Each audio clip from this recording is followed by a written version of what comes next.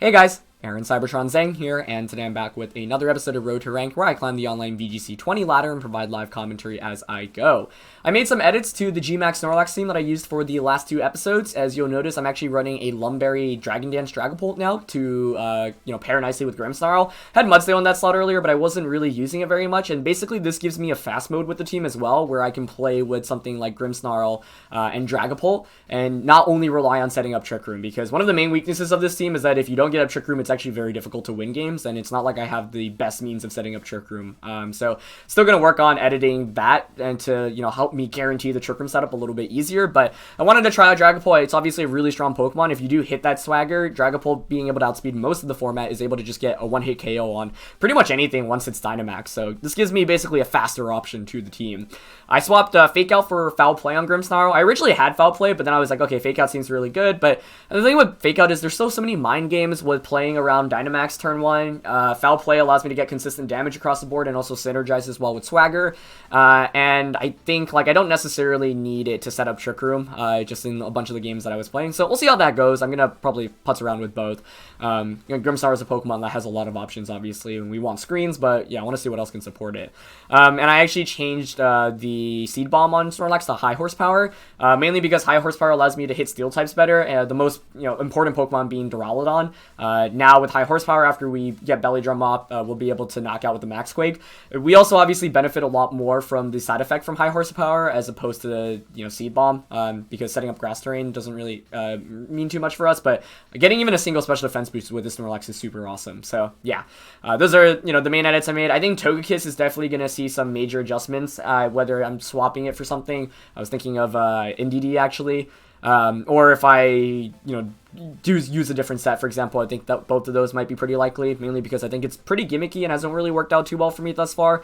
It normally just gets ejected and then doesn't do anything after that, so we'll see. Otherwise, rest of the team is still the same, but yeah, I'm excited to try this team out. Of course, I made it a rental team, so if you want to try it yourself, feel free to check out that code right there on the screen. I'll also link it in the description below, and let's just get started with today's episode. Question of the day: I'm curious if you guys are going to Dallas Regionals. That's going to be in 2 weekends, and I'll actually be competing there. A lot of people have been asking if I'm going to be competing or commentating this year.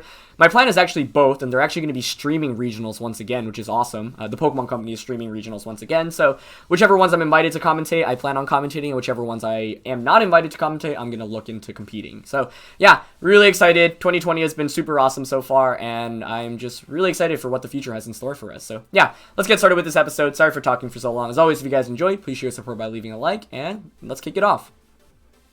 Alright, we're going to find our first opponent of the day up against Steve. Let's see what they are using. Oh man, okay. Gyarados, Raichu, Savali, Pearseeker. I might be pronouncing that wrong, so correct me if I am. Duraludon, and the Butterfree. There's lots of interesting stuff going on here. Yeah, Savali is a really interesting pick. You can run a bunch of different sets, like Special, Assault Vest, Special Life Orb, Physical Choice Band with Explosion. There's certainly a ton of options.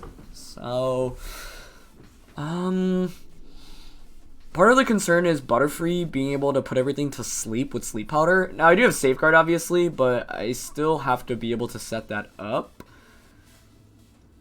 Togekiss Dragapult's actually kind of compelling here.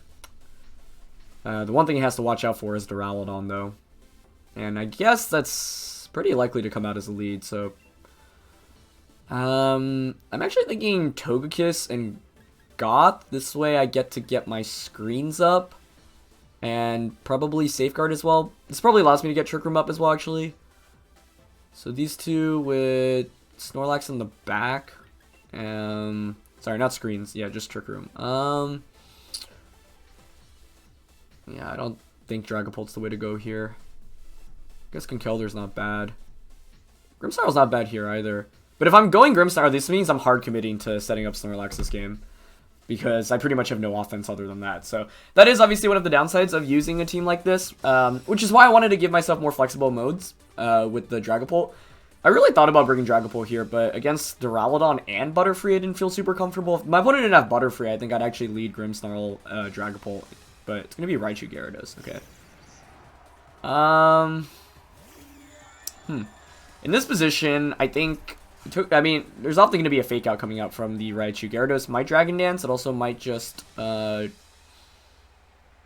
Dynamax, but since we've trapped them in, I think we can actually just Yawn Gyarados and Trick Room here. Raichu can deny 1 of 2 attacks, but if you fake out the Togekiss, then I get Trick Room up. If you fake out the Gothitelle, then I'll be able to put your Gyarados to sleep in the following turn. So, yeah, not bad.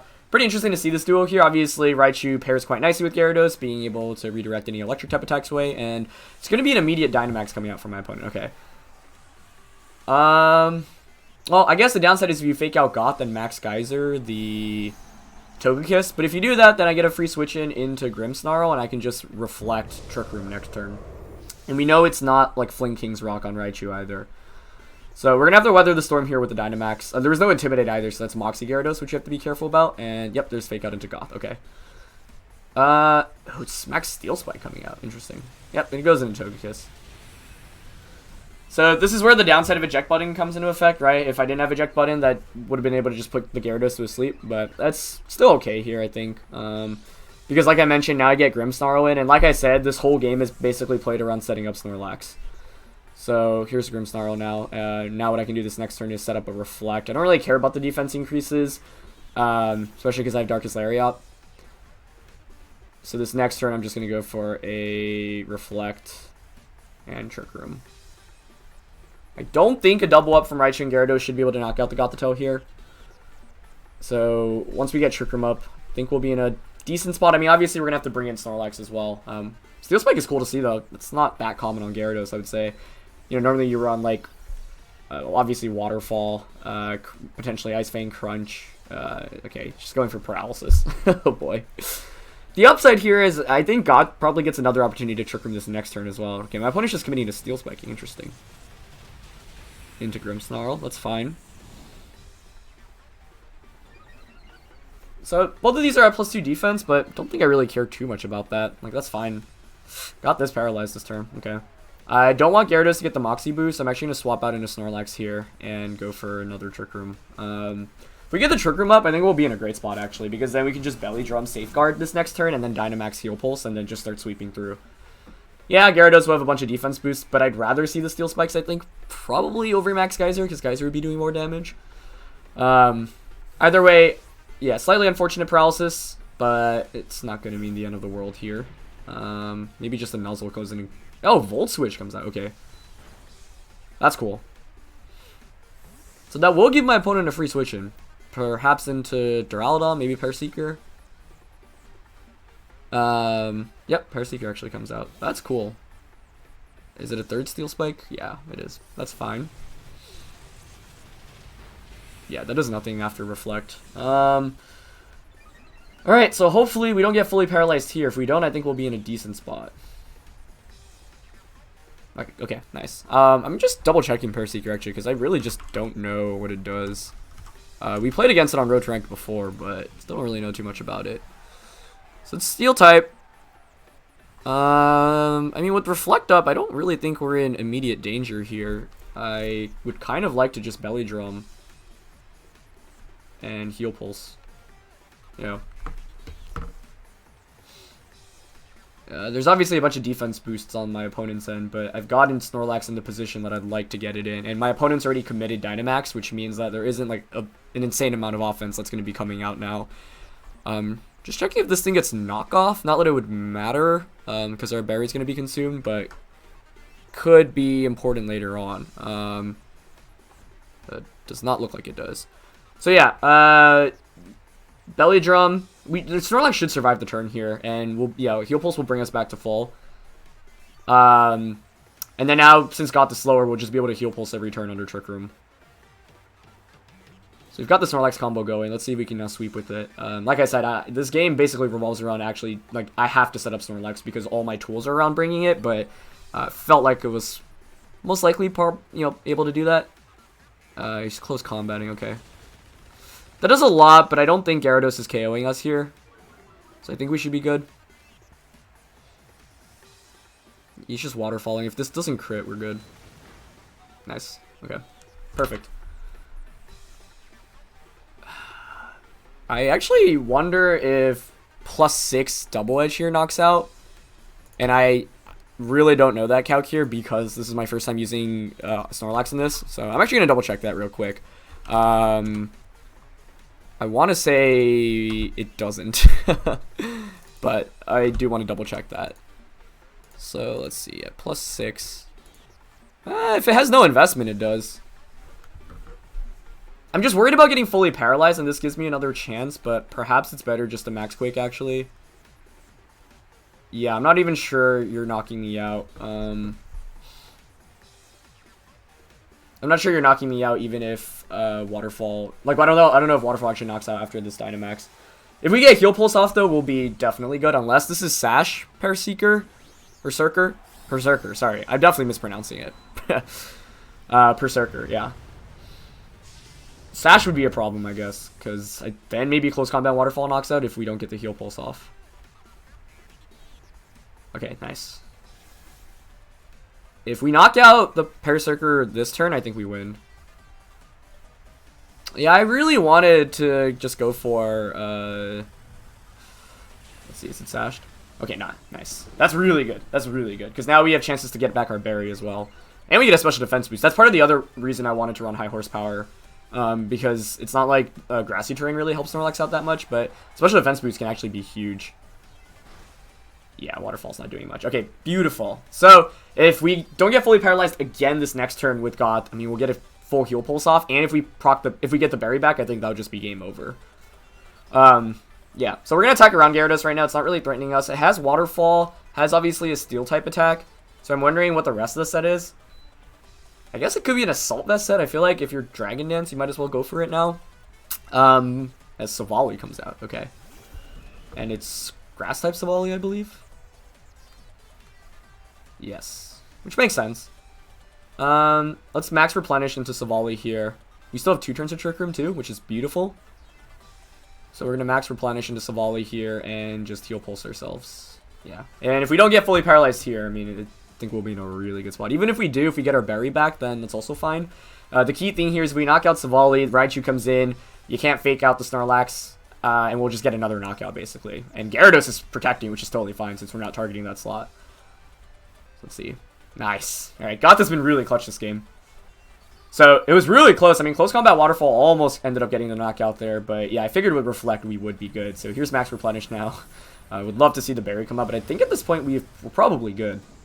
Yeah. And we get the berries back. Oh, beautiful. Absolutely beautiful.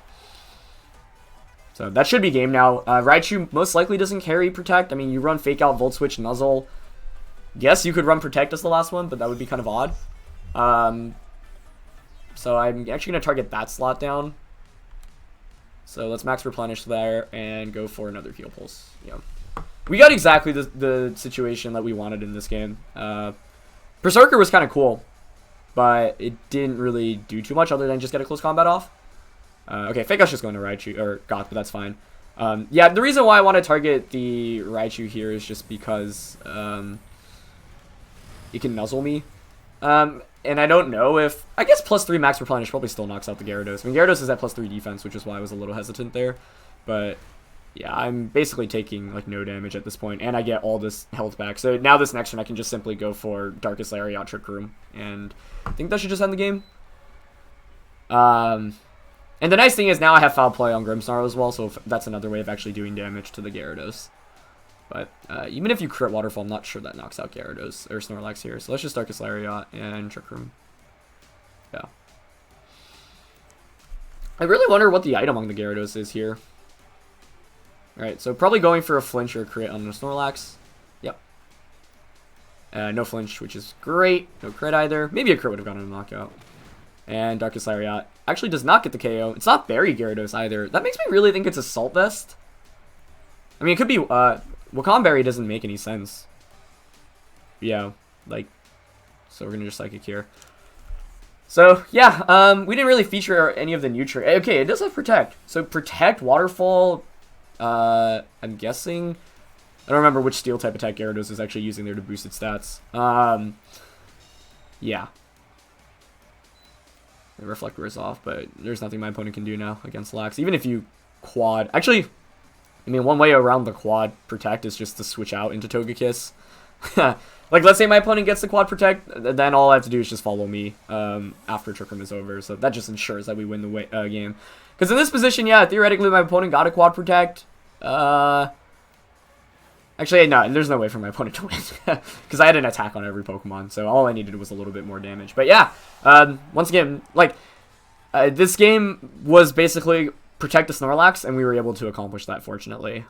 Berserker was kind of scary in team preview because I didn't really know what it did, but my opponent committed Dynamax really early on, and, like, I don't mind the defense boost there because, like I said, I can just attack around it, which is why Darkest Lariat is a great attack on the Snorlax as well. So, nice. I would like to really be able to feature the, I'd really like to be able to feature the Dragapult in this episode. Duraludon didn't end up coming out, which was interesting, because I thought that would definitely really scare me off. So, yeah, just outside the top 1,000 now. A lot of people are back into Master Ball tier already, I think. Like, I didn't play basically for a day, because I recorded a couple of episodes yesterday, or just 2 episodes back-to-back. We dropped from, like, 900 to, like, 3,000, so it's cool to see so many people active. I think this is actually a rental team for the next game. I remember seeing it. I don't remember the sets. Mimikyu is definitely interesting here because something like Darmanitan Mimikyu could give me a lot of problems. I'm actually really scared of that lead. Yeah, this is obviously a super hyper offensive team, so the question is, can we get Trick Room up? I'm leaning towards... It's going to be really hard. If the Mimikyu weren't on the team, then I think it would be fine, but obviously there is a Mimikyu on that side. Kind of like Grimmsnarl here for an early Reflect.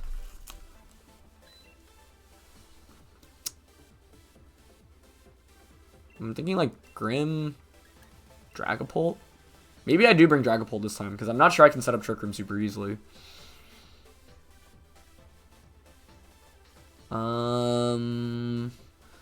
Yeah, if there weren't the Darmanitan, I would consider... Yeah, like, Lax sweeps through here if we get Trick Room up, but I just think it's going to be really hard to get Trick Room up. So maybe we play a support-oriented Dragapult game. Conkeldur's not really great. Maybe Goth is still fine as the last one. It could Heal Pulse Dragapult. But this means we're putting our eggs in the Dragapult basket, which I'm okay with. My first time playing with this second mode of the team. Now, obviously, Dragapult's way less bulky than Snorlax, so I do have to be very careful.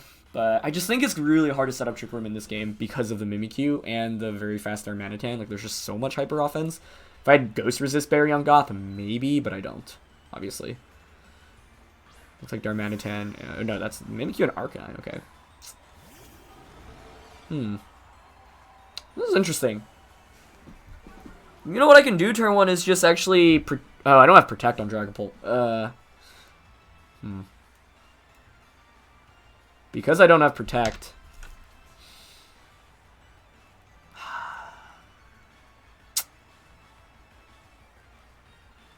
Yeah, the lack of Protect actually really worries me here. Which might mean we actually have to Dynamax defensively.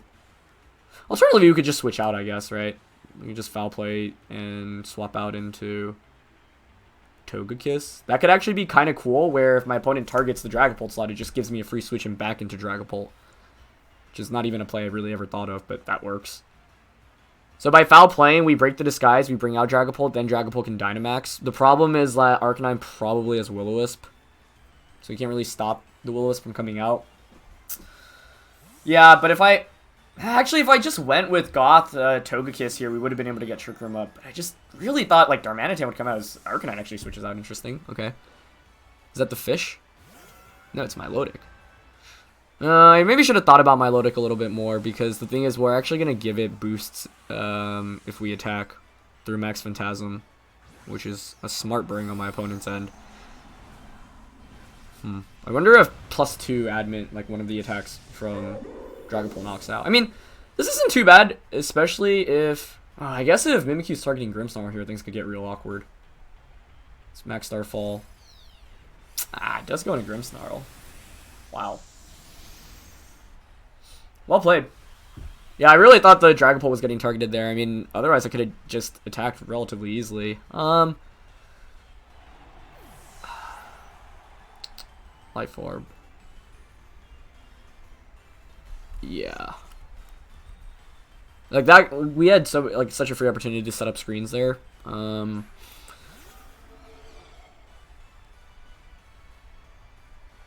I can follow me Dragon Dance. We have to sweep through a Dragapult to win this game, but we're playing from insanely behind. Now I can increase my defense with Steel Spike. Yeah, I'm leaning towards Dragon Dancing.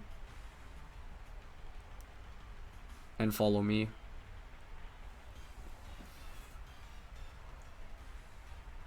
The other play was to Dynamax and I guess Steel Spike into Mimikyu. That might have been better. But I really did not think my opponent would go the bulky route this game. Like, God Togekiss Snorlax would have worked out perfectly, but I was really worried about the Darmanitan. Alright, so it's going to be Max Phantasm. That's going to pop Togekiss out into Goth. We could theoretically win this, but without being able to swagger ourselves, it gets a lot harder. And my opponent made a really nice call. I thought surely the Dragapult was getting targeted there. Like, I could have just stayed in and gotten a free attack off. So we'll go out into Goth. Yeah, and this Dragapult spread is not ideal. I wanted a bulkier variant. Right now, but I had like a max attack and speed variant in my box. But the good thing is that we won't be affected by Icy Wind because of Clear Body, so that's fine. It does so much damage still, though. Jeez. Okay, I'm actually gonna defensively Dynamax here, Max Guard, and Psychic. But if I'm my opponent, I'm probably targeting Gothitelle down, right? Yeah, because you have to worry about Trick Room, so it might actually just be the move to attack here. I think we can win this game with Gothitelle and Dragapult. So what I'm predicting here is that you Max Phantasm the Gothitelle. So I bring in Togekiss. I get the Steel Spike off. And then like I could win by Heal Pulsing myself, potentially, in this game. This does mean that my opponent has to target the Gothslot this turn, and they made a great aggressive return one. Like, Mimikyu definitely isn't the best matchup for this team. I'm quite weak to it, actually, because it's super effective against, like, Grimmsnarl. It's mainly the Disguise, too. Without Disguise, it would be a lot easier to play around. Yeah. Games like this... Oh, I forgot to... I think this Dragapult isn't candied up. I have to double check that. I just trained it before this game. That would also be a problem. Yeah. So let's do that. Yeah, let me double check that. That does not look like the right amount of HP, though. 256 looks really low. Alright. Max Phantasm. Please go into the God slot. Yeah, okay, good. And we survived that. Okay. Well, this gives us an opportunity, potentially. I'm assuming Icy Wind's just going to KO us here into Togekiss. Ooh, Dragapult avoids that, actually. Okay. Well, yeah, maybe we can still win this now. This is where I wish I had Life Orb on Dragapult. Let me just check. Yeah, this isn't Max Dynamax, right? Yeah, it has no Dynamax candies. Oopsies, my bad. Oh well. I don't think you'll end up being too relevant here anyway with Heal Pulse coming out. So, we made the right play. I will candy this up. And I'm just going to fix the code so that in the beginning of the video it will be the right code. So, the code you're seeing at the beginning of this video does have the proper sets. I really don't want to give competitive boosts, so I think I'm actually just going to Steel Spike and Heal Pulse myself. Okay, it's just Shadow Sneak. That's fine. I actually think Safeguard might have been better. Because I have to worry about getting burnt. Oh, no, sorry. Misty Terrain is up, so no, I don't have to worry about that. Alright, let's see if Goth and Dragapult can pull this back. The Milotic's trapped, so it's not really doing anything right now. I can't believe I forgot to Dynamax candy this Dragapult. Whoops. That's what happens when you rush, though, and just add something new instantly. We're playing this game on challenge mode. That's basically what we're doing. Okay. This is a fun game, though. Yeah, my opponent went with pretty much the bulkiest Pokemon possible. Skull's just coming out. It's Goth. It does a fair amount. And we'll be able to heal all the way back up. Yeah. Okay. So my opponent's probably going to aggressively target Gothitelle down. Yeah, I wish I had more bulk on this Dragapult. I am definitely going to change sets. What is that? The fish? No, it's Arcanine coming back out. Okay. Well, we're not intimidated. You can't burn me. I don't have Helping Hand here. If I did, that would be quite nice. I think lowering the defense is actually the call here. Let's see, there's still 1 turn of terrain. And that +1 attack, +2 defense.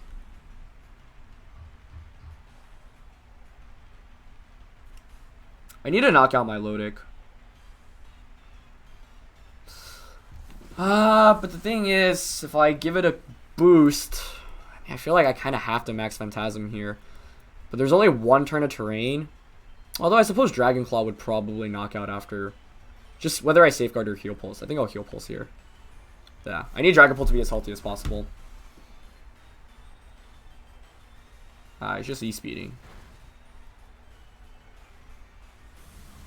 How much does this do? Oh, it was so close! Oh. Maybe it was better. I mean, the thing is, if I target Arcanine, I'm also giving it a competitive boost, so that's not really great. Does Icy Wind KO us? It doesn't. Can Dragapult pull this off? It really might be able to. This is nuts.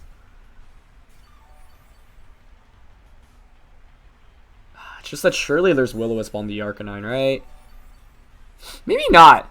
I mean, it's E-speeding and it looks pretty offensive. Man, if I had 1 more turn of Misty Terrain, I think like I'd actually probably be good for sure. Maybe I should run Dragon Darts as well instead of Dragon Claw. Darts here would actually have been great for us. So I'm gonna Dragon Claw, Dragapult. Let's say my opponent does Will-O-Wisp though.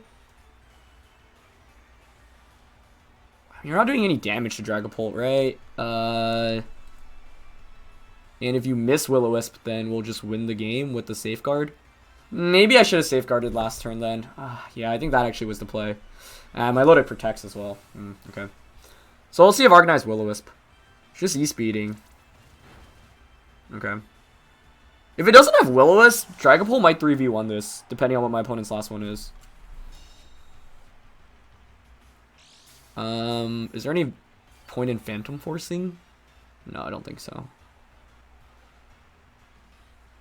Yeah, I was so close to knocking out my Lodic. Wow. It's probably EV to survive that though. So, yeah.